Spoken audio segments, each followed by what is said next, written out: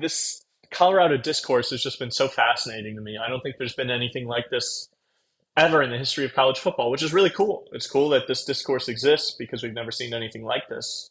Um, but it's almost like if you're like bet against Colorado or don't think Colorado's like the best team in the country or that Shador Sanders is going to win the Heisman, you're like this like all-time hater that is just like totally against Deion Sanders and hates Colorado and hates what he's doing and hates like this new brand of football, like player empowerment. You're against it. Like all it's insane to me. It's honestly insane to me.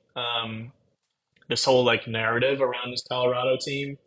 But at the same time, it's been really fun. I mean, it's created some awesome discourse back and forth online and on these shows.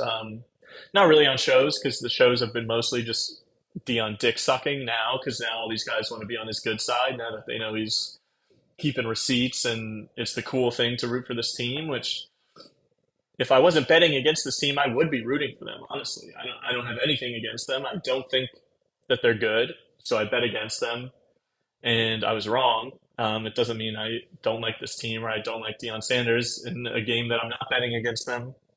I think it would be awesome to watch these guys do what they're doing. It was awesome, even as somebody that was betting against it. Once I knew my TCU minus 20.5 ticket was dead, which was relatively early on, it was more just like, this is awesome. Like, this is insane what's happening. Um, and I think Travis Hunter is without a doubt the real deal. What he's doing is something I've never seen in football, in college football, in the history of my lifetime. So that was really cool to see. My only question around Travis Hunter is is that sustainable all season? I know that he had like cool quotes about like, oh, I'm not even tired, I could go again, like everything about his motor, are cool quotes, obviously. Like he seems like the man, honestly. I became a huge Travis Hunter fan from all the stuff I saw over the past week. But I do still question if that's sustainable over a long season. Like, can you go out and play that many snaps on both sides of the ball? And I would guess that the priority would end up being playing him on defense more. I think that's where they need more help and where his true strongest position is at defensive back.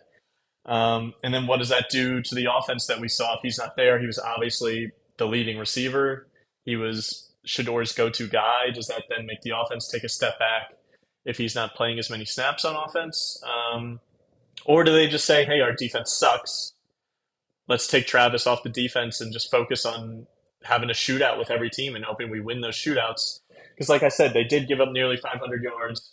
They gave up 42 points to TCU, despite the fact that they threw two interceptions inside the 10-yard line, or inside the red zone at least. Um, so really, if he doesn't throw those two interceptions, TCU easily could put up 56 points and wins this game, and we're having a completely different conversation. Um, so this weekend's going to be fascinating.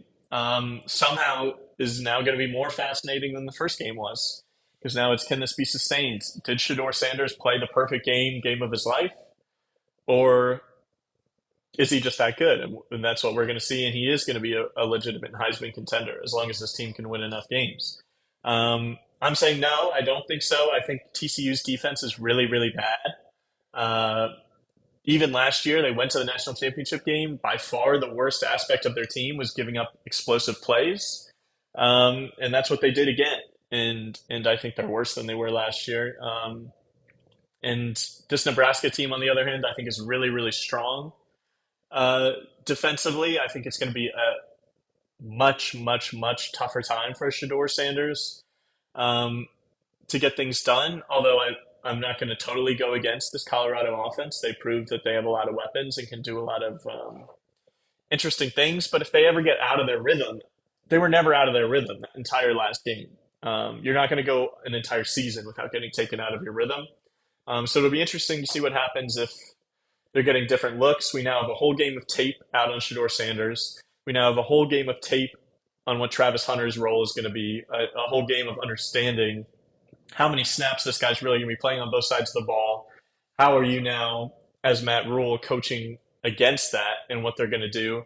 I think does give a bigger advantage. I think there was so much unknown about this Colorado team that now opposing teams are going to be much more prepared starting with Matt Rule in Nebraska here. So I'm buying the 3. I'm doing it to myself again.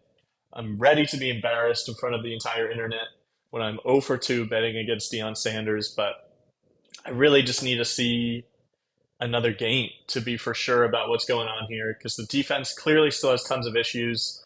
The offense played an absolutely perfect game and still took a touchdown in the final minutes to win the game. And like I said, the 2 Chandler Morris interceptions inside the red zone, and it took that to win the game. So still not totally sold.